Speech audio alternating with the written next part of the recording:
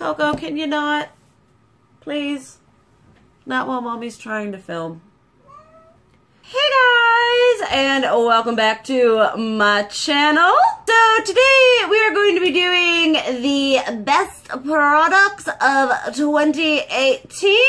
I think this may be going up before my worst products of 2018 because I had filmed that and I went to edit it and the audio was like I was moving my mouth and the audio was not in conjunction with the way my lips were moving. So I have not refilmed that as of yet, and I was just like, you know what, let's just go into the best of and we'll see how I feel. So there will be a worst of as well as kind of like a middle ground, like not amazing but not horrible. There honestly weren't that many bad things this year, which makes me so happy because that means even though as much money as I spent it better than I did last year. We got a lot of palettes going up on in here. We got some other single items because I feel like the majority of the new stuff that I bought this year were palettes. But there weren't enough like palettes and different things to do kind of like the best palettes, the best makeup, the worst palettes, the worst makeup, yada yada yada. So we're just dipping into the best and we're going to start off with what I'm wearing on my peepers today, and that is the Anastasia Beverly Hills Soft Glam palette. I did a review on this thing. You guys know I absolutely love this palette. I feel like this palette is the true real sister to the modern Renaissance because it takes those beautiful, decadent, rich, red-toned shades and kind of tones them down and makes them more wearable for every day, while also giving it some fun and some deeper colors where you can deepen it up, darken it up, do it a bit more, you know, intense. The shimmers are amazing. This is the best amazing formula from Anastasia. The quality is phenomenal. I know a lot of people were not feeling this palette because it was a bit more neutral and it had a lot of repeat shades in it, but if you didn't have a lot of Anastasia palettes or you didn't have a lot of their singles, I think this would have been an amazing one to invest in because it is just, I love the color scheme. I love the matte to shimmer ratio, the quality, everything about this palette just makes me happy. There is honestly not a shade in here, even this little like setting shade, which I usually hate. There's not a shade in here that I don't use and don't absolutely love. Love this palette so stinking much. Then kind of a surprising love because I feel like it kind of just like, at least I think this was a 2018 release. Sometimes the makeup, it just all blurs together and you can't remember. But this is the Lime Crime Venus XL, and yes, you all know that Venus XL2 is either here or on its way to me because yeah. But I had not been like buying a lot of stuff from Lime Crime, and then because a lot of their releases were just kind of like they did like the Diamond Crushers lip things and the liquid eye things, and they released this and I was like, this is a color scheme I can get behind. And I do absolutely love the formula on these. They aren't, it's like, okay, so they aren't as pigmented as, they aren't as pigmented as I would say the, you know, Soft Glam from Anastasia, but they're really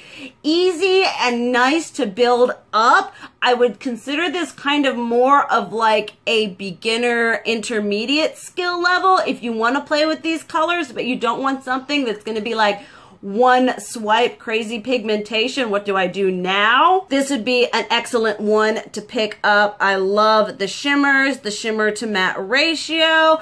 I love the aesthetic, just everything about this palette. This has been one of my favorite red tone palettes of 2018. It would be in my top 5. Then one that kind of makes me sad to talk about because it is a limited edition item and I hate talking about, oh, this was the best makeup in 2018, but you can't get it in 2019. But this is the Flamingo palette by Violet Voss.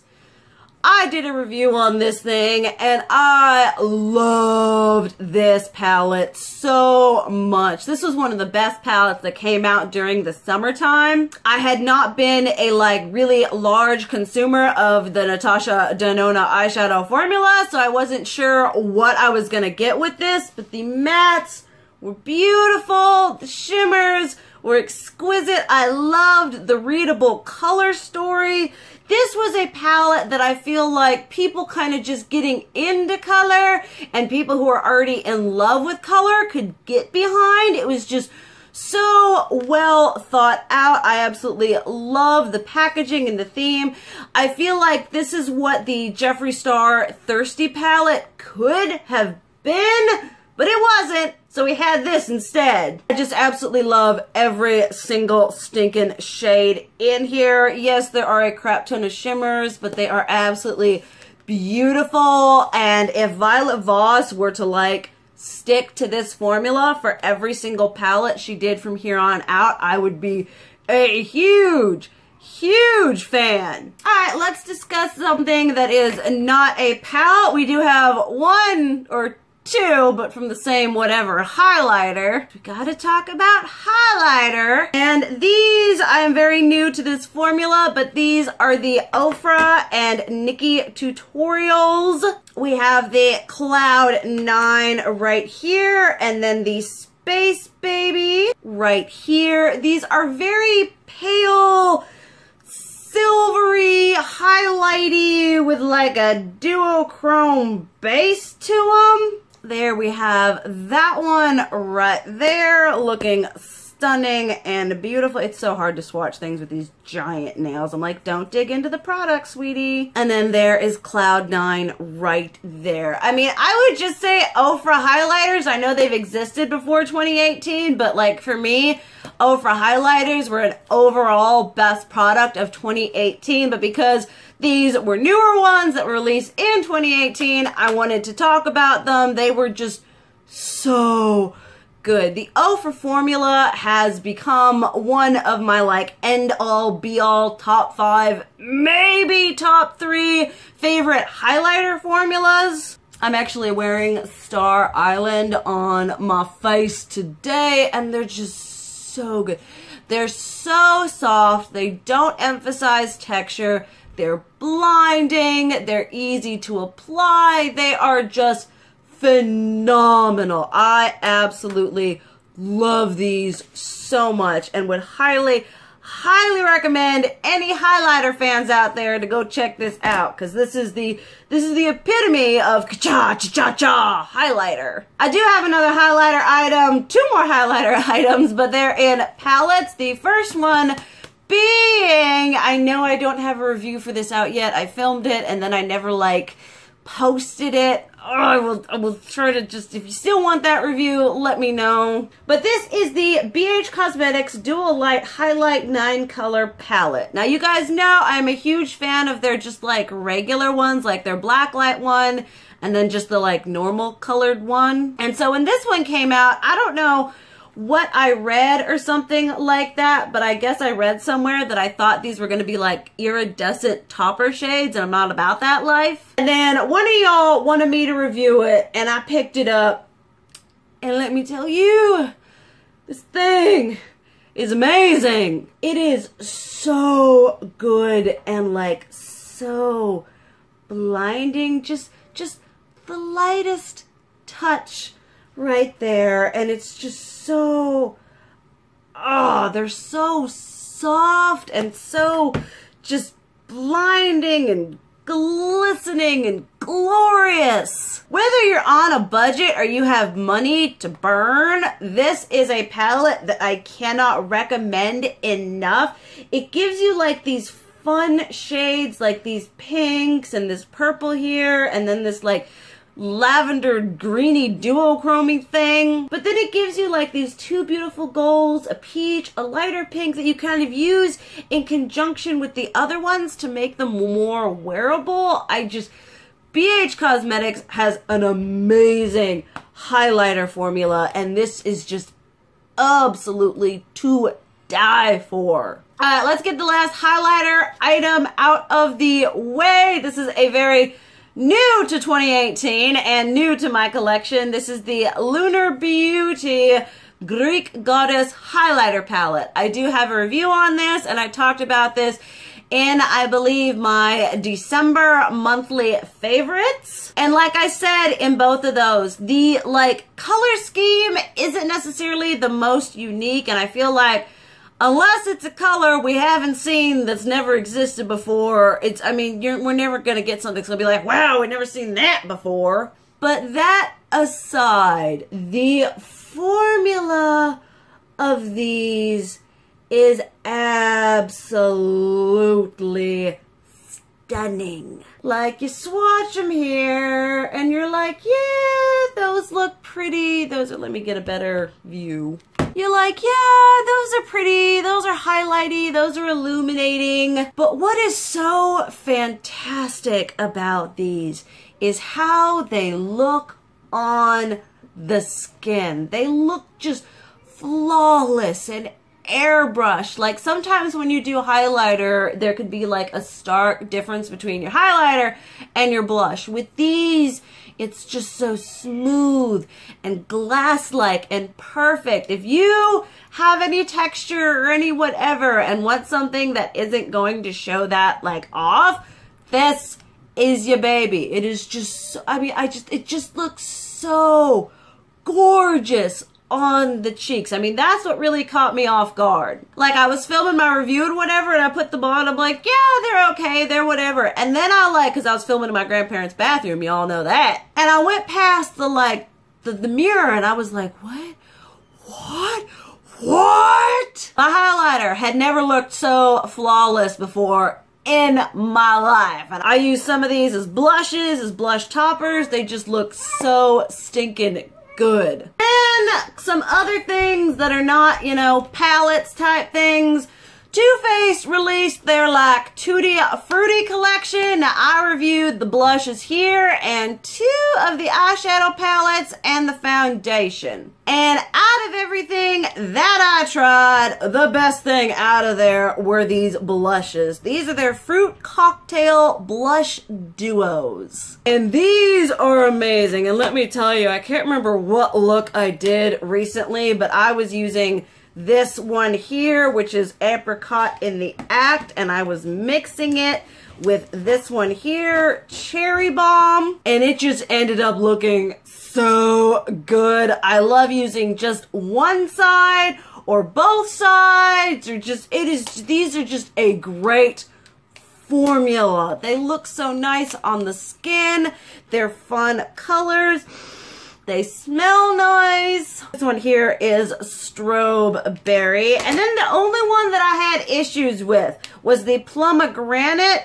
Is this one using just this side alone, the matte satin, I'm not even sure side, can be a little bit patchy, so you have to take some more time to do some blendy. But overall, if you are a blush fanatic, these are a must in your collection. They're just so beautiful. The packaging is adorable, and I have never not liked my blush when I have used one of these. They're just so good. Although I must admit my favorite probably is the Apricot in the Act and the Cherry Bomb. They're just so good. And for my last non-eyeshadow palette item, Kat Von D did end up releasing her super 24-hour super brow long wear pomades. I am wearing the shade Aubergine in my brows today. I just absolutely